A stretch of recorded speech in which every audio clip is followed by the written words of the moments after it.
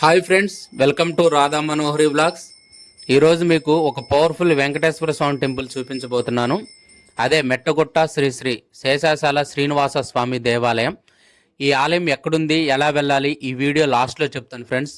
ముందు మీకు ఈ ఆలయం యొక్క విశేషాలు తెలియజేస్తాను. అనాది కాలం నుంచే స్వామివారు ఇక్కడ కొలువై ఉన్నప్పటికీ 90 సంవత్సరాల క్రితం తూమటి వెంకట కృష్ణమాచార్యులు అనే బ్రాహ్మణోత్తముడు ఈ స్వామివారిని గుర్తించి మొదటి పూజ నిర్వహించడం జరిగింది. అప్పటి నుండి ఈ స్వామివారు సామాన్య భక్తుల పూజలు అందుకుంటూ కోరిన కోరికలు నెరవేరుస్తూ కొంగు బంగారమై ఇక్కడ కొలువై ఉండటం జరిగింది ఫ్రెండ్స్. ఈ శేషాచల శ్రీనివాస స్వామివారి దేవాలయంలో ప్రతి శుక్రవారం స్వామివారికి అభిషేకం జరుగుతుంది. తిరుమల తిరుపతి వెంకటేశ్వర స్వామి దేవాలయంలో ఎలాగైతే స్వామివారికి శుక్రవారమే అభిషేకం చేస్తారో, ఈ దేవాలయంలో కూడా స్వామివారికి శుక్రవారం అభిషేకం చేయడం జరుగుతుంది. శుక్రవారం, శనివారం వేలాది మంది భక్తులు వచ్చి ఈ స్వామివారిని దర్శించుకోవడం జరుగుతుంది. అంతేకాదు ఫ్రెండ్స్, తమ మొక్కులు కూడా శనివారం రోజు, శుక్రవారం రోజు భక్తులు స్వామివారికి చెల్లించుకుంటూ ఉంటారు. ఆ భక్తులు స్వామివారికి మొక్కులు ఏ విధంగా చెల్లించుకుంటారో కూడా ఈ వీడియోలో మీకు చూపిస్తాను, చూడండి. ఈ శేషాచల శ్రీనివాస స్వామివారిని 7 శనివారాలు దర్శించి గిరి ప్రదక్షిణ చేయటం వల్ల మనకి ఎలాంటి కోరకున్నా సరే అది నెరవేరుతుందంట. అంతేకాదు, వివాహం కాకుండా ఇబ్బంది పడేవాళ్ళు, జీవితంలో సెటిల్మెంట్ కోసం ఎదురు చూసేవాళ్ళు, అంటే ఎంత ప్రయత్నించినా సరే అనుకున్న లక్ష్యానికి చేరుకోలేని వాళ్ళు, ఆరోగ్య సమస్యలు, మానసిక సమస్యలు, ఇలాంటి ఏ కోరుకున్నా సరే ఈ స్వామివారికి 7 శనివారాలు సేవ చేసుకోవటం వల్ల, ఈ స్వామివారిని దర్శించి గిరి ప్రదక్షిణ చేయటం వల్ల అవన్నీ సకాలంలో నెరవేరి సంతోషాన్ని, ఆనందాన్నితో పాటు లక్ష్మీ కటాక్షాన్ని కలగజేస్తాడంట ఈ శ్రీనివాసుడు. స్వామివారిని దర్శించుకొని తమ కోరిక నెరవేరిన భక్తులందరూ కూడా స్వామివారికి తమ చేతులతో నైవేద్యాన్ని తయారు చేయడం జరుగుతుంది. దాన్ని ఇక్కడ భక్తులు పాయసంగా పిలుస్తారు ఫ్రెండ్స్. చూడండి, వీళ్ళందరూ కోరిక నెరవేరిన భక్తులు తమ స్వహస్తాలతో తాము పాయసం రెడీ చేసి స్వామివారు గర్భాలయం చుట్టూ 3 ప్రదక్షిణాలు తిరిగిన తర్వాత అదే ప్రసాదాన్ని స్వామివారికి తీసుకుని వెళ్ళి నైవేద్యంగా సమర్పిస్తూ ఉంటారు ఇక్కడ భక్తులు. ఇప్పుడు మనం గర్భాలయంలో స్వామివారు మూలమూర్తి ఏ విధంగా కొలువు తీరు ఉన్నాడో చూద్దాం.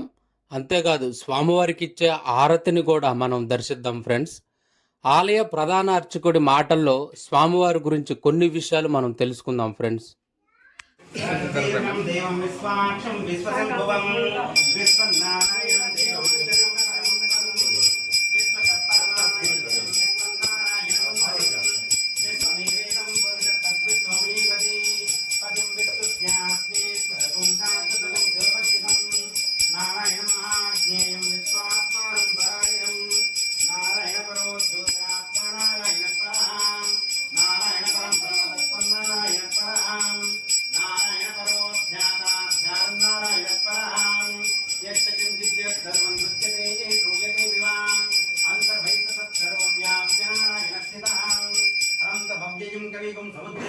విశ్వసంభవం పద్మకోశ ప్రతీకాసం హృదయం చాప్యదోముఖం అదోదిష్ట్యా విదస్త్యాంతే గురు పరంపరాం జ్ఞానమయం దేవం నిర్మస్ఫటికాం ప్రతిమాధారం సవిజ్ఞానం హైగ్రీవాస్మహే.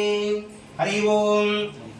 భక్తమాశయులకు విజ్ఞప్తి, మా యొక్క పెనుగొండలో మెట్టగుట్ట గ్రామం నందు స్వయంగా వ్యక్తమైనటువంటి స్వామివారు శ్రీ శేషాచల శ్రీనివాస స్వామివారు.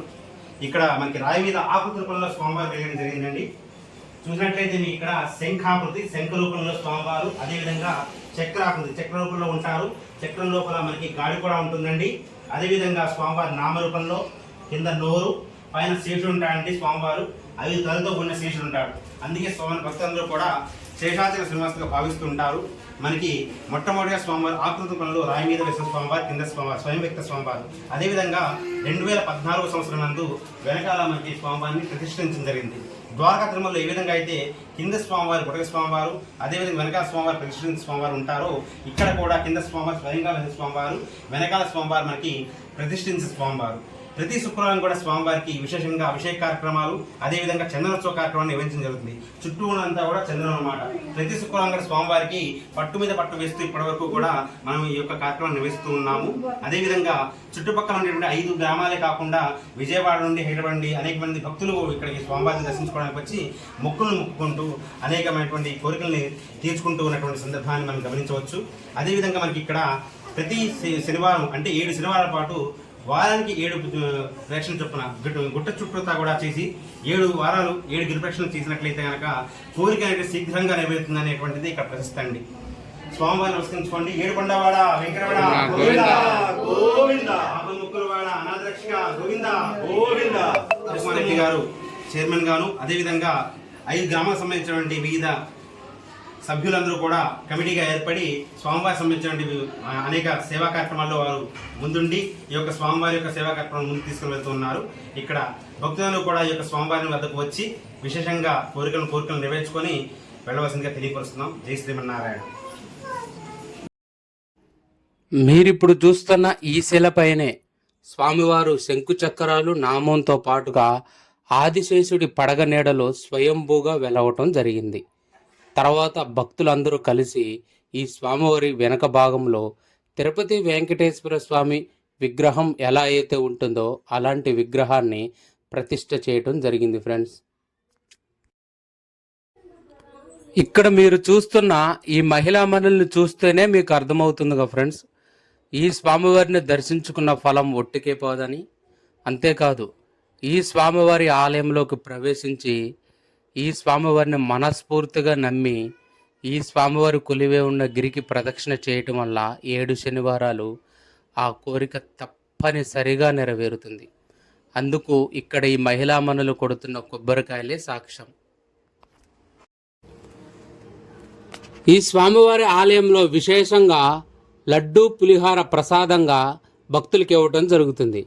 లడ్డూ ఖరీదు వచ్చేసి 20 రూపాయలు, అలాగే పులిహార ఖరీదు కూడా 20 రూపాయలు. ఫ్రెండ్స్, మనం ఇప్పుడు ఈ కొండపైన స్వామివారి మొదటిగా వెలిసిన స్థానానికి వెళ్దాం. ఇది మనం స్వామివారిని దర్శించుకోవడానికి వెళ్ళే మెట్ల మార్గానికి కుడివైపున ఉంటుంది ఫ్రెండ్స్. ఎగ్జాక్ట్గా చెప్పాలంటే స్వామివారి గర్భాలయానికి కింద భాగంలోనే ఇక్కడ స్వామివారు మొట్టమొదటిసారిగా వెలవటం జరిగిందంట. ఇప్పుడు మీరు చూస్తున్న ఈ శిలనే స్వామివారి ప్రతిరూపంగా భావిస్తున్నారు. ఈ స్వామివారిని గజేంద్ర స్వామివారిగా భక్తులు పిలవటం జరుగుతుంది. మొదటిసారిగా స్వామివారు ఈ కొండపై ఈ స్థానంలోనే వెలవటం జరిగిందంట. ఎగ్జాక్ట్గా గర్భాలయానికి క్రింది భాగంలోనే ఈ స్వామివారి కొలువు తీరి ఉండటం జరిగింది. ఫ్రెండ్స్, ఇప్పుడు మీరు చూస్తున్న ఈ దారి గుండానే మనం గజలక్ష్మి అమ్మవారి దర్శనానికి వెళ్ళటం జరుగుతుంది. అంతేకాదు, కొండపై కూడా బైక్ మీద ఈ దారి గుండా వెళ్ళి స్వామివారిని దర్శించుకోవచ్చు. చూడండి ఫ్రెండ్స్, గజలక్ష్మి అమ్మవారి టెంపుల్ ముందే మహాలక్ష్మి ప్రతిమ కనిపిస్తుంది.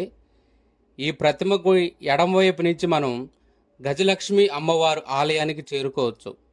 ఇక్కడ అమ్మవారు గాయత్రీదేవి రూపంలో స్వయంభూగా వెలవటం జరిగింది. ఈ ఆలయం విశేషాలు కూడా మీకు చూపిస్తాను, చూడండి.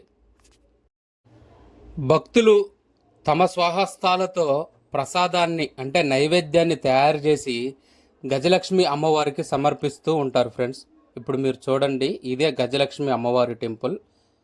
దీని లోపల కూడా మీకు చూపిస్తాను అమ్మవారిని కూడా. మీకు కనిపిస్తుందే గజలక్ష్మి దేవి అమ్మవారు.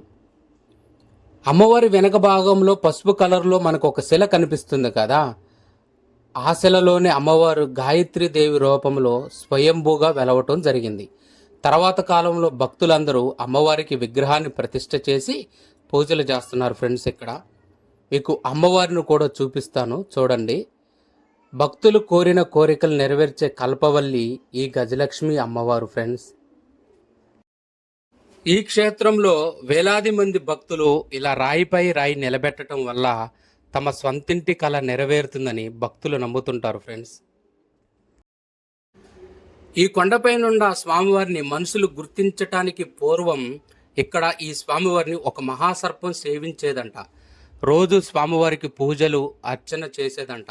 ఆ సర్పం ఇప్పుడు మీరు చూస్తున్న ఈ స్థానంలోనే ఉండేదంట ఫ్రెండ్స్. ఆ సర్పం కొలువై ఉన్న పుట్టను కూడా మీకు చూపిస్తాను చూడండి. ఈ యాప చెట్టు కింద ఆ సర్పం కొలువైన ఒక పెద్ద పుట్ట ఉండేదంట. ఇప్పుడంతా అణిగిపోయింది.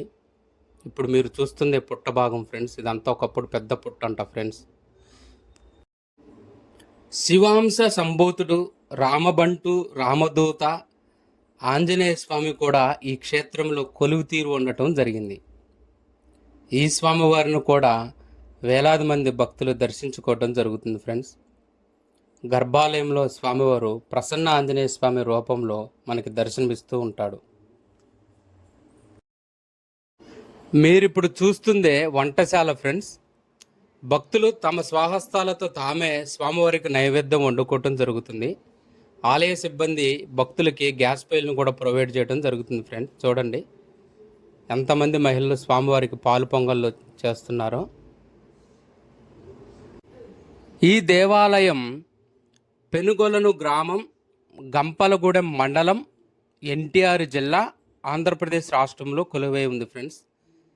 మీకు ఇంకా అర్థమయ్యేలా చెప్పాలంటే మధిరకి ఈ గ్రామం వచ్చేసి 9 కిలోమీటర్ల డిస్టెన్స్లో ఉంటుంది ఫ్రెండ్స్.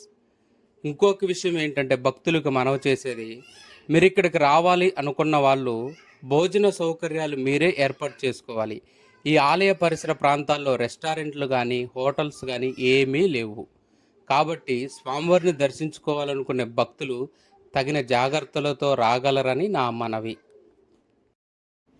ఇక్కడ చూడండి ఫ్రెండ్స్, ఇద్దరు మహిళలు స్వామివారి మెట్లకి బొట్లు పెట్టడం జరుగుతుంది. ఈ విధానాన్ని కొన్ని ప్రాంతాల్లో గడప పూజ అంటారు, మరికొన్ని ప్రాంతాల్లో మెట్ల పూజ అనటం కూడా జరుగుతుంది. దీన్ని ఎలా నిర్వహిస్తారంటే, ఒక మహిళ మెట్లకి పసుపు రాస్తుంటే మరోహ మహిళ వచ్చేసి ఆ పసుపు మీద బొట్లు పెట్టడం జరుగుతుంది. మీరు ఇప్పుడు చూస్తున్నారు కదా ఈ విధంగా. దీన్ని గడప పూజ అని కొన్ని ప్రాంతాల్లో అంటారు, కొన్ని ప్రాంతాల్లో మెట్ల పూజ అని కూడా అనటం జరుగుతుంది. ఈ ఆలయంలో నన్ను బాగా ఆశ్చర్యానికి గురి చేసిన సంఘటన మీరు ఇప్పుడు చూస్తుంది. కోరిక నెరవేరిన భక్తులు మోకాళ్ళపై స్వామివారి మెట్లన్నీ ఎక్కుతారంట. చూడండి ఫ్రెండ్స్, ఈ మహిళా భక్తురాలు మోకాళ్ళ మీద స్వామివారి మెట్లు ఎక్కడం జరుగుతుంది. ఓకే ఫ్రెండ్స్, ఈ వీడియో మీకు నచ్చింది కదా. నెక్స్ట్ ఇంకొక మంచి వీడియోతో మీ ముందుకు వస్తాను ఫ్రెండ్స్.